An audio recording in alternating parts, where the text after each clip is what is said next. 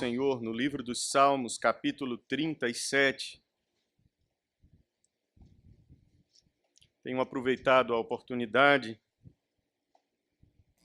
quando aqui prego, para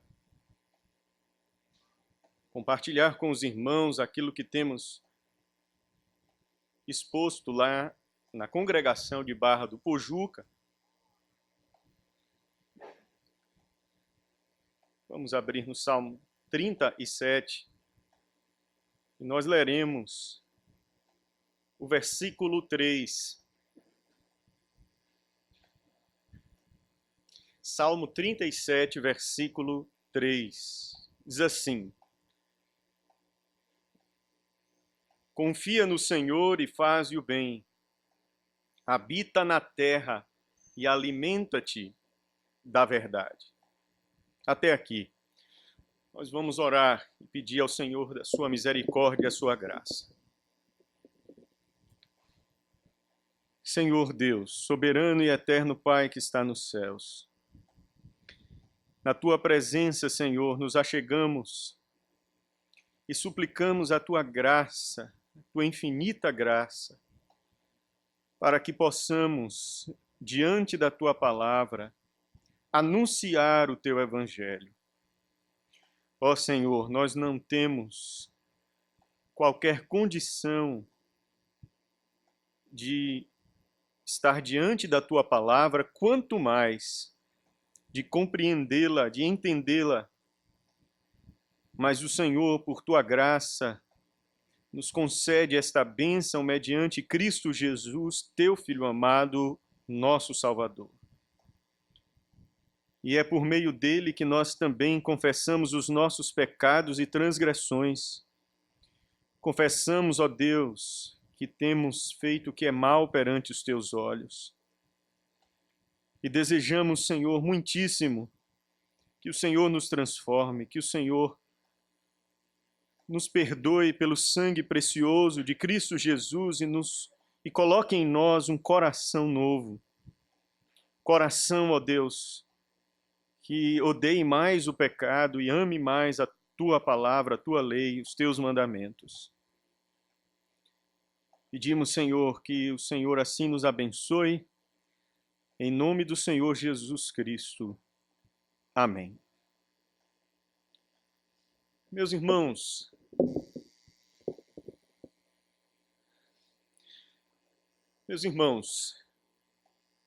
nós temos visto este Salmo 37, como eu já havia dito lá em Barra do Pojuca, e temos notado grandes ensinamentos que podemos retirar deste Salmo, que o rei Davi tem a nos ensinar através deste capítulo 37 do livro dos Salmos. E um dos temas centrais, uma das abordagens principais deste salmo é a confiança, o descanso que o crente, os justos, a igreja de Deus tem e precisa ter no Senhor Jesus Cristo, no Senhor Deus. E isto por vários motivos. Nós vimos na última vez que pudemos compartilhar com os irmãos este salmo, que um dos motivos é porque o Senhor há de preservar a sua igreja,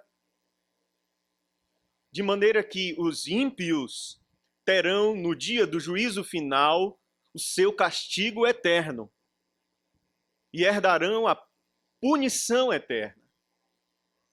Como já dizia Calvino, os ímpios engordam como os suínos, que são engordados para o abate. Assim, os ímpios também são aparentemente engordados e bem-sucedidos neste mundo para a sua destruição no dia do juízo final. Enquanto que os justos são afligidos nesta terra, mas devem ser afligidos de maneira que conservem a sua confiança em Deus, naquele que preservará a sua alma e a sua vida neste mundo e, sobretudo, fará com que habitem eternamente a terra. Esta terra restaurada, transformada. Vimos este motivo que o crente deve ter para confiar no Senhor na última vez que vimos este salmo aqui. Foi na introdução que fizemos deste salmo. E hoje eu gostaria de tratar brevemente a respeito desta confiança em si e de como o crente adquire esta confiança. Como o crente, a Igreja de Deus, pode não apenas compreender o que aqui está escrito, mas se apropriar disso de maneira prática, de maneira experimental. Meus irmãos, nós temos aqui vários versículos dentre este salmo que apresentam a ordem de Deus para o crente confiar no Senhor nesta terra, neste mundo. Confiar no Senhor em meio às lutas, em meio às tribulações. Confiar no Senhor em meio às perseguições e a todo tipo de aflições que as consequências do nosso próprio pecado trouxe a este mundo. Temos aí o versículo base, que é o versículo 3 que lemos, confia no Senhor e faze o bem. Mas temos também uma repetição disso no verso 5, entrega o teu caminho ao Senhor, confia nele e o mais ele fará. Além disso, nós temos o verso 7, que nos ordena, descansa no Senhor e espera nele. Não te irrites por causa do homem que prospera em seu caminho, por causa do que leva a cabo os seus maus desígnios. Descansa no Senhor. E temos também, antes do capítulo terminar, mais uma ordem direta a respeito disso, porque dentre os salmos nós vemos também outras indicações desta ordenança, só que de maneira indireta. Mas estou lendo apenas os versos em que esta ordem está muito clara. Então o verso 34 nos diz assim, espera no Senhor, segue o seu caminho, e ele te exaltará para possuíres a terra. Espera no Senhor, segue o seu caminho. Assim, meus irmãos, isto é o que nós vemos neste salmo. Uma ordem de Deus para que a sua igreja, apesar de todos os embates e de todas as lutas, confie no Senhor. Nós temos isso na vida de Davi. Vemos isso na vida dele. Davi era alguém que de fato confiava no Senhor. Davi era alguém que esperava pelo Senhor e no Senhor. E certamente ele é um grande exemplo para nós, porque foi um dos servos de Deus que mais sofreram neste mundo, que mais atravessaram agruras, lutas e tribulações. Nós podemos ver a vida de Jó, e certamente durante aquele período em que Jó passou afligido, ele sofreu como poucos homens na terra. No entanto, nós vemos em Davi um sofrimento mais contínuo. Nós vemos em Davi o próprio salmista dizendo que desde a sua mocidade ele era afligido. Desde a sua juventude, de fato, quem conhece um pouco a vida de Davi pode entender isso, ver isso em sua vida. De todos os lados, de todas as formas. Eram aflições de todas as maneiras. Aflições de indivíduos dentro da sua própria casa. Nós temos os irmãos dele, desde jovens com ciúme, com invejas de Davi, Porque a Davi, Deus escolheu para ser ungido rei de Israel. E nós vemos que desde novo ele foi perseguido pelos seus irmãos, estão dentro da sua própria casa. Depois que ele se casou, nós temos a sua esposa Mical o afligindo também. Então, a perseguição, o sofrimento dentro da sua própria casa segue não apenas a sua juventude, mas também sua maturidade. Vemos o seu próprio filho se levantar contra ele, querer matá-lo, perseguir e matar o seu próprio pai. E nós conhecemos os muitos inimigos que Davi tinha do lado de fora. Eram inimigos por parte daqueles que queriam tomar Israel. E nós constatamos isso, especialmente no capítulo 2.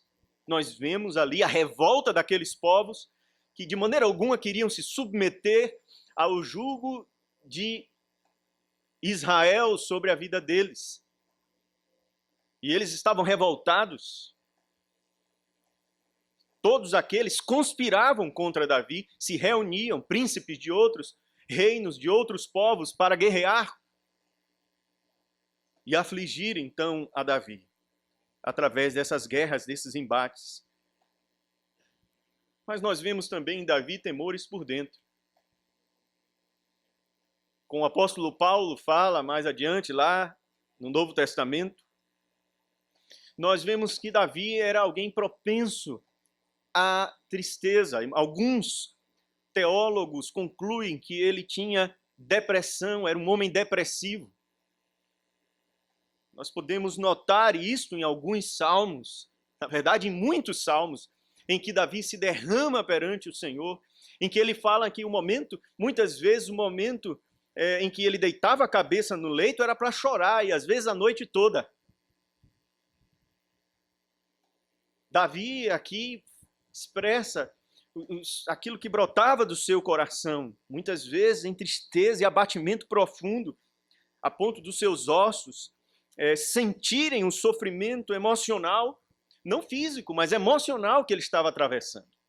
O seu próprio físico ser abalado por uma questão de sofrimento emocional. Então, meus irmãos, de todas as maneiras Davi era afligido. Mas era um homem que confiava em Deus. Era um homem que descansava no Senhor. Era um homem que sabia que Deus era o seu auxílio e o seu escudo, como ele disse em vários momentos e situações da sua vida. E se nós tivéssemos tempo aqui, nós faríamos o que fizemos lá em Barra do Pojuca, citando alguns homens do passado, da própria palavra de Deus, que também tiveram as mesmas características de Davi.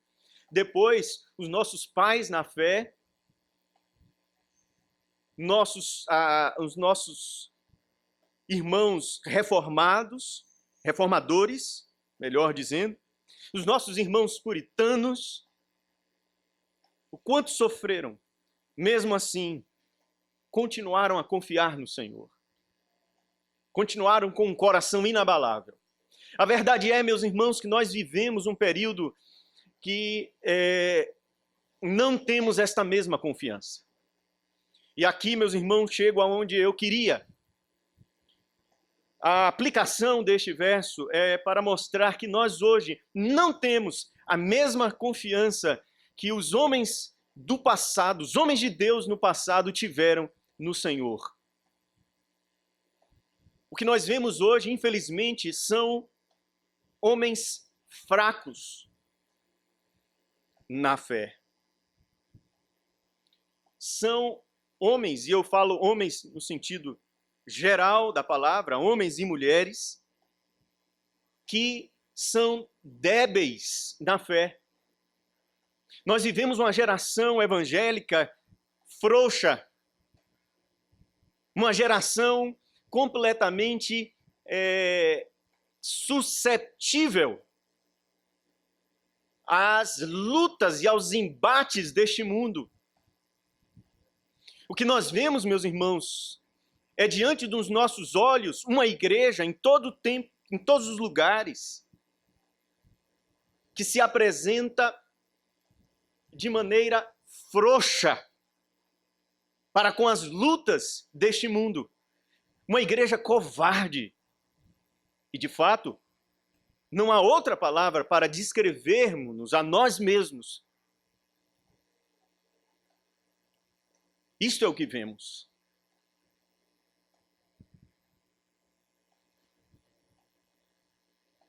Salvo algumas poucas exceções. A igreja de hoje, em todos os lugares, se caracteriza por uma fragilidade espiritual em relação à sua confiança em Deus. Por tudo e por qualquer coisa choramos. Fazemos dengo. Por tudo e qualquer coisa, temos milhões de pedidos e motivos para colocar diante do Senhor na reunião de oração. É uma dor de cabeça, é uma dor no olho, é uma dor no braço, é uma dor na coluna, é uma dor no cabelo, dor em tudo quanto é lugar. Tudo é motivo para estarmos aqui na igreja chorando e apresentando as nossas queixas, os nossos lamentos. Enquanto os nossos pais do passado choravam porque viam e assistiam seus filhos serem queimados na fogueira, nós hoje choramos porque perdemos um concurso, porque não passamos em um vestibular. Essa é a fragilidade da igreja de hoje. É a frouxidão, é a covardia que habita no coração da igreja. Mas por que, meus irmãos? Qual o motivo? Qual a razão? Por que será que aqueles grandes homens de Deus tinham muito mais confiança no Senhor do que nós hoje? Essa pergunta sempre me perseguiu. E eu ficava labutando. Eram homens como nós. Os puritanos, homens como nós. Pecadores como nós. Como eu. Mas por que é que eles tinham esta confiança no Senhor tão sólida quanto um ferro que se funde pelo calor? Por quê? Porque estes homens tinham a coragem de dizer como Lutero, ainda que em Worms tenha tantos demônios quantos telhas tem, eu vou. Qual o motivo? Qual a razão de sermos tão covardes? Conhecemos a palavra de Deus. Estamos conhecendo ainda mais através de um evangelho reformado, de um evangelho mais apurado? Mas por que não sentimos aquilo que conhecemos? Por que não vivenciamos aquilo que entendemos? A palavra de Deus está dizendo aqui, confia no Senhor e faze o bem. A palavra de Deus está ordenando aqui, entrega o teu caminho ao Senhor, confia nele e o mais ele fará. A palavra de Deus está dizendo aqui, descansa no Senhor e espera nele. É ordem da palavra de Deus. O Senhor Jesus, lá no Novo Testamento, como já foi citado aqui, ordena que descansemos nele, no Senhor. Porque se o Senhor cuida dos animais, cuida das flores, cuida das plantas, como não terá cuidado de nós? Lançando sobre ele toda a nossa ansiedade, porque ele tem cuidado de nós, é uma ordem, mas não é obedecida. A verdade é que queremos obedecer, mas vemos em nós como que uma impossibilidade de sentir e obedecer ordem como esta. E qual a razão? Qual o motivo? Você deve se perguntar, como eu algumas vezes já me perguntei, eu me debruço diante da palavra de Deus, tenho os meus momentos de meditação e leitura das Escrituras, e entendo, leio livros e compreendo a vontade de Deus. Mas por que é que isto que está aqui em minha mente não se transforma em prática? Por que é que quando vem uma luta, uma tempestade, eu faço como Pedro? No início da sua carreira cristã, olho para baixo. E preciso que o Senhor estenda a mão antes que eu afunde e morra. Com você é assim também? Eu não sei, eu posso arriscar e dizer, com você é assim também. E talvez, se você for sincero, estará concordando em seu coração. Mas os nossos irmãos do passado não foram assim. E por quê? Meus irmãos, a resposta que eu encontrei foi analisando a vida destes homens.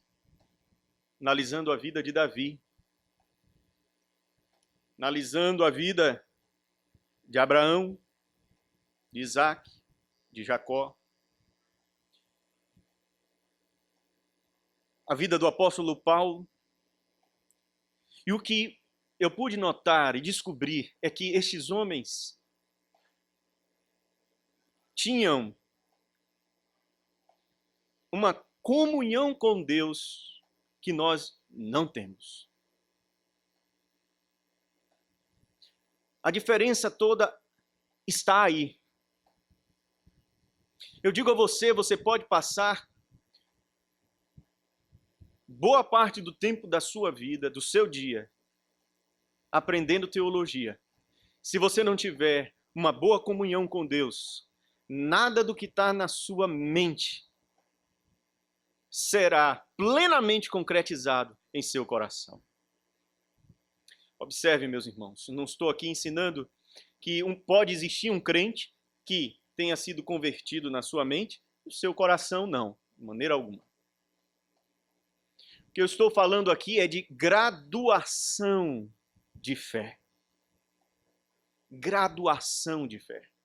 Não digo que nós hoje não somos igreja de Deus. Não digo que nós hoje não tenhamos fé em Deus, mas digo, como o Dr. Mark Lloyd Jones, somos crentes miseráveis. Crentes que não conhecem a metade daquilo que Deus é capaz de fazer na vida de um homem. Crentes que não sabem o que é ter plena comunhão com Deus. Meus irmãos, aqui no próprio Salmo, nós encontramos Davi mantendo comunhão com o Senhor. E de que maneira nós mantemos comunhão com o Senhor? Vou falar de maneira bem geral, bem en passant, porque nós não temos tempo quase nenhum hoje, sexta-feira, para pregar a palavra. O que, meus irmãos, é utilizado para o crescimento de comunhão com Deus pelos servos de Deus são os meios de graça. Os meios de graça. Então, em primeiro lugar, o segredo, ter comunhão com Deus. Mas, para ter comunhão com Deus, precisamos gastar tempo nos utilizando dos meios de graça. Valorizarmos os meios de graça.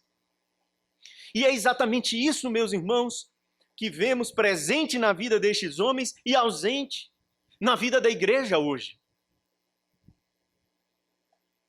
Nós não prezamos pelos meios de graça como deveríamos. Nós temos, por exemplo, citando apenas dois, para não delongarmos muito, oração e leitura da palavra. Oração e leitura da palavra. Nós temos outros, a igreja, os sacramentos e etc. Mas oração e leitura da palavra. Por exemplo, Davi era um homem de oração. Bem-aventurado o varão que não anda segundo o conselho dos ímpios, nem se detém no caminho dos pecadores.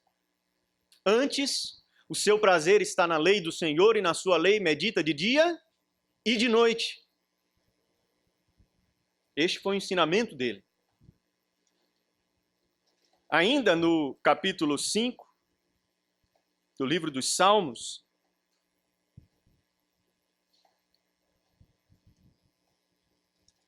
capítulo 5 do livro dos Salmos, nós temos aqui, versículo 3, ao mestre de canto para flautas, Salmo de Davi.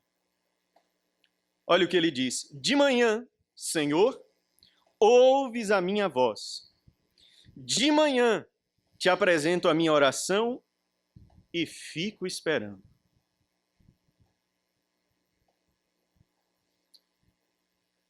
Será que você pode dizer que faz isso? De manhã você apresenta a sua oração. Será que de manhã você apresenta a sua oração antes de tudo? Porém, ainda mais. Será que depois de você apresentar a oração, você fica esperando? Esperando Deus agir, Deus responder, na confiança de que Deus é fiel para fazer infinitamente mais do que pedimos ou pensamos, conforme o seu querer que opera em nós? De manhã, Senhor, apresento a minha oração, eu fico esperando o dia inteiro, porque confio no Senhor. Você faz isso?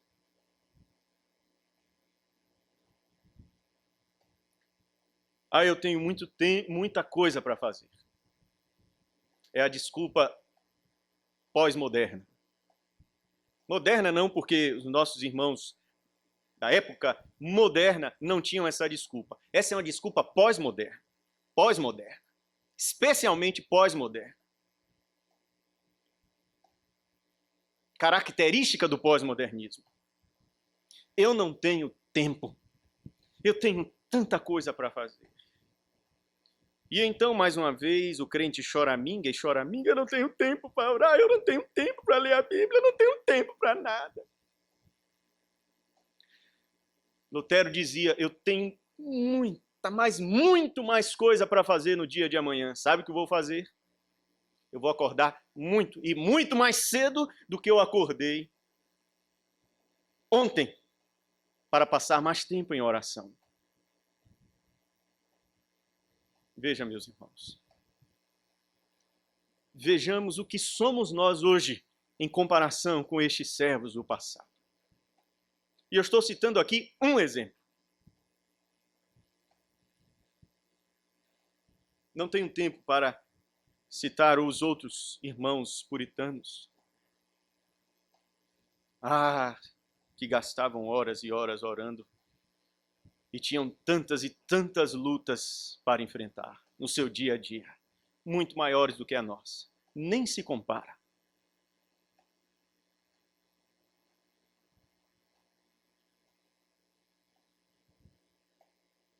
Meus irmãos, a oração é um meio de graça. É um meio de graça que nos aproxima do Senhor e nos traz a comunhão com Ele. Nosso irmão Daniel tem lido aqui e exposto o trabalho do puritano John Bunyan sobre a oração. Temos visto a importância da oração em todos os aspectos da nossa vida. E aqui podemos aplicar neste aspecto em particular, na sua comunhão com Deus, no aprofundamento da sua comunhão com Deus. Veja bem, meus irmãos, nós não estamos aqui querendo determinar tempo de oração, hora para se passar em oração. Não. Isso quem faz é o Espírito Santo. Dr. Martin Lloyd Jones nos diz, nos ensina, cada um tem o seu biotipo, o seu relógio biológico. Alguns gastam mais tempo em oração pela manhã, outros gastam mais tempo em oração pela noite. Mas o importante, meus irmãos, é que nós aumentemos o nosso tempo de oração.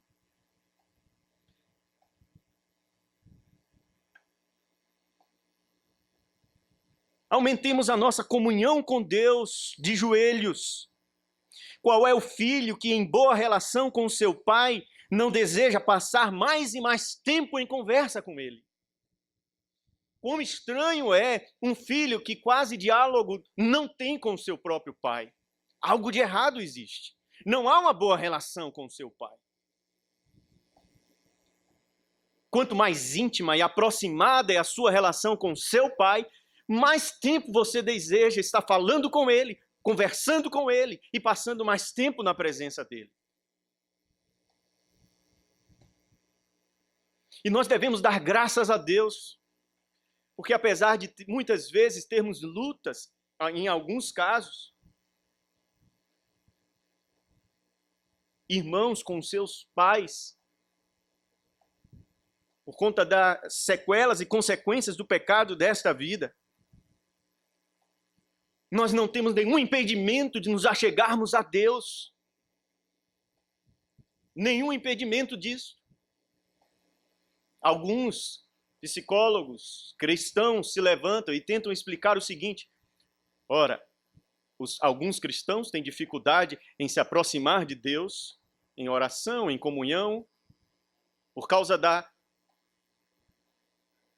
situação problemática que houve lá na sua infância para com seu pai.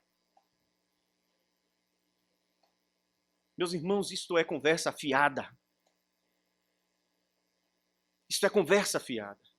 Porque por mais que existam problemas em sua mente causados por relações contaminadas e distorcidas em sua infância, o que temos na palavra de Deus é a realidade de um homem nascendo de novo para uma nova vida com Deus.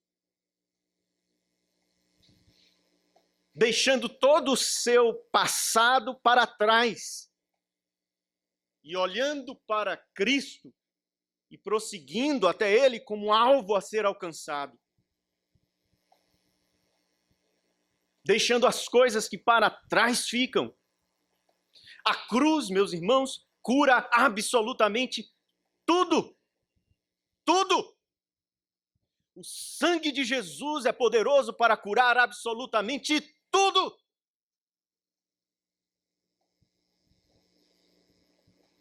O que está faltando é você buscar. Buscar. Buscar ter mais comunhão com o Senhor. Orar e suplicar que Ele, por sua graça, aumente cada vez mais esse desejo de você estar em sua presença.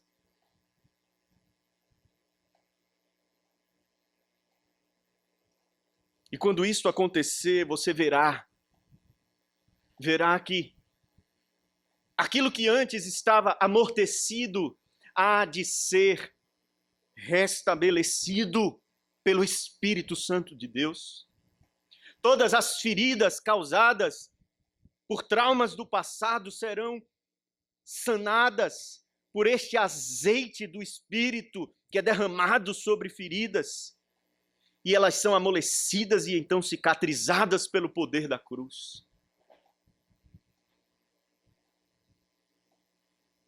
Aquela bendita pasta de figos será colocada sobre a sua alma. E você verá nascer em você uma maior comunhão com o Senhor. E você o desejará a cada dia e cada vez mais. E aí sim o seu tempo de oração há de aumentar e aumentar e aumentar. E é importante que aumente. Eu não digo que você não é um cristão se você tem poucos momentos de oração, ou pouco tempo de oração com Deus. Mas eu digo como o Mark Lloyd Jones, servo de Deus, você é um crente miserável e você sabe disso. Você poderia ser muito mais crente, muito mais servo de Deus, muito mais do que você é agora. Se você estivesse orando mais, gastando mais tempo com o Senhor, de joelhos dobrados. Esta é a verdade. Esta é a verdade da palavra de Deus.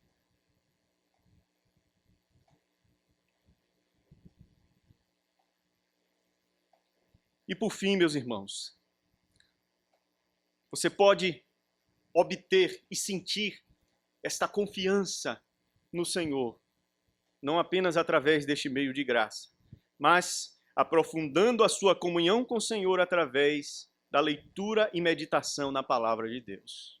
É outro meio de graça.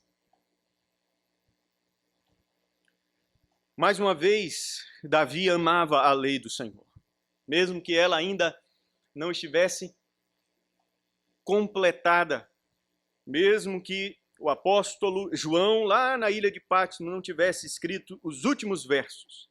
Mas até onde ele podia conhecer da lei de Deus, ele a amava. Ele a amava. E veja, meus irmãos,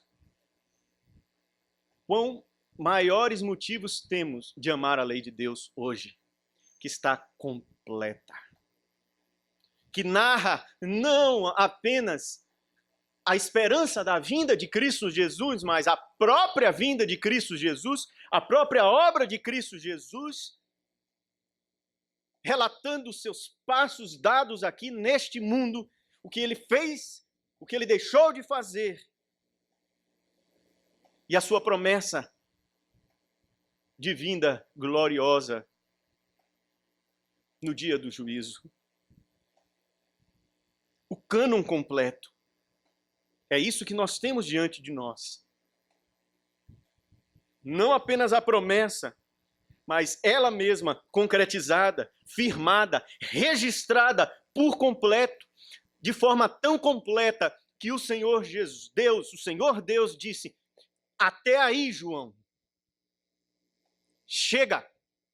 Não precisa de mais nada para que a minha igreja seja edificada. Foi isso que Deus disse. E isso aconteceu. Ela, portanto, meus irmãos, é suficiente. Não apenas para a nossa salvação, mas para a nossa edificação.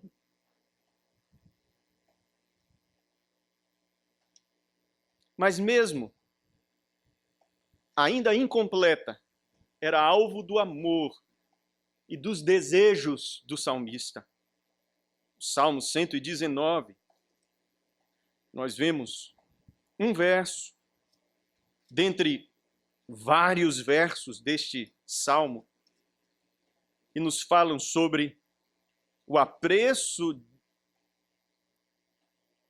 deste servo de Deus pelas Escrituras. Aí no verso 15,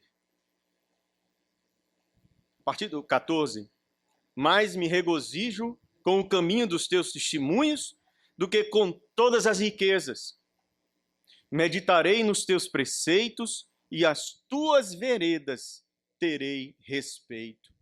Terei prazer nos teus decretos. Não me esquecerei da tua palavra. Não me esquecerei da tua palavra. Meditarei nos teus preceitos, de dia e de noite. 3 vezes por dia, nós sabemos que Daniel meditava, orava e meditava na lei do Senhor 3 vezes ao dia. E aquele homem pôde cair na cova dos leões e vê-los com suas bocas fechadas. Aqueles seus colegas, Sadraque, Mesaque e Abdinego, puderam ser lançados na fornalha. E com toda a ameaça do rei de lançá-los em uma fornalha 7 vezes mais acesa, eles tiveram a coragem dada pelo Espírito Santo de Deus e pela comunhão que tinham com o Senhor de dizer àquele rei: se o Senhor quiser nos livrar, Ele nos livrará. Mas se Ele não quiser nos livrar, fique sabendo, ó rei, não nos dobraremos diante da estátua. Mas hoje, nós não gostamos deste si. Ele é desagradável. Se o Senhor não quiser, é tão difícil lidar com este si.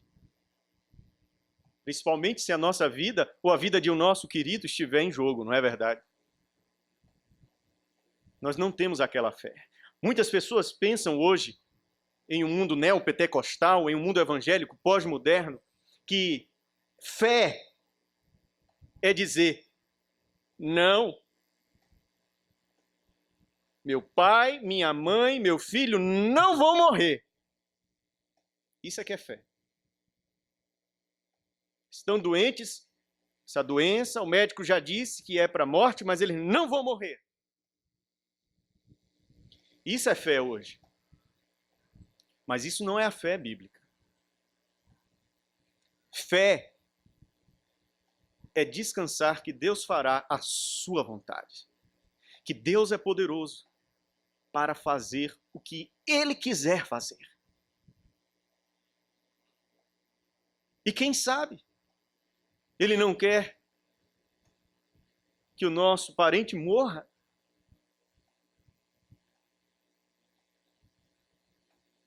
E quem sabe Ele não quer ver a fé em seu coração permanecer inabalável, mesmo este fato tendo acontecido.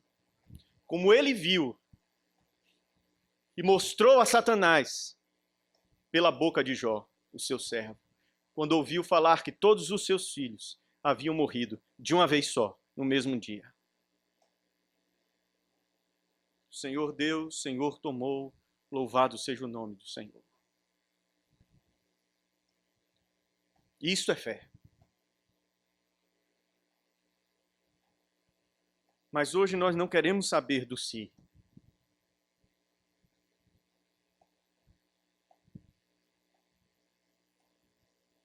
Meus irmãos, que por sua graça e misericórdia o Senhor nos conduza a estes meios de graça. Pois o que vemos é que estes meios de graça deram devido suporte ao rei Davi e aos outros servos do Senhor para enfrentarem as lutas e os embates desta vida. Que você aumente o seu momento de comunhão com Deus através da oração, da leitura da palavra e dos demais meios de graça. E não tivemos tempo de hoje falar. Que o Senhor faça isso em seu coração. Que você deixe de ser um crente miserável, um crente covarde, e passe a buscar do Senhor ser um crente forte. Um crente que tenha depositada a sua confiança e esperança no Senhor. Observem, meus irmãos, estes homens, apesar de serem homens que enfrentaram o que enfrentaram, eles não confiaram em si mesmos. Eram tão débeis fisicamente e emocionalmente como eu e você. A força que eles tinham vinha do Senhor. A força que eles tinham para executar o que executaram, a coragem que eles possuíam, não vinha deles, vinha do Senhor.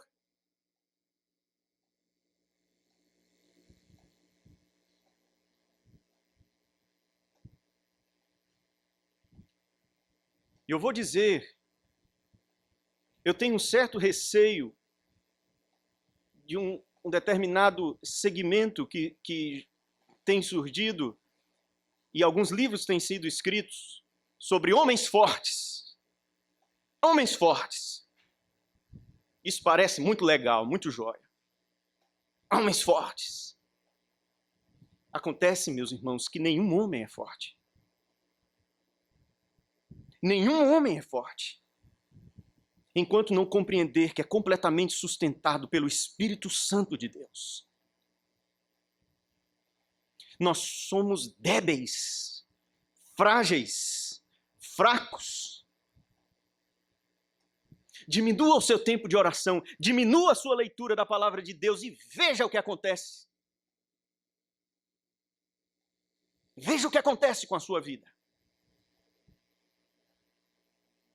Você não é forte. Nunca foi, você nasceu fraco e morto. Você não tem capacidade alguma para chefiar a sua família, para governar o seu lar, a sua esposa, os seus filhos. Não tem. É o Espírito Santo de Deus em nós. E tão somente isto. Ele é a nossa força.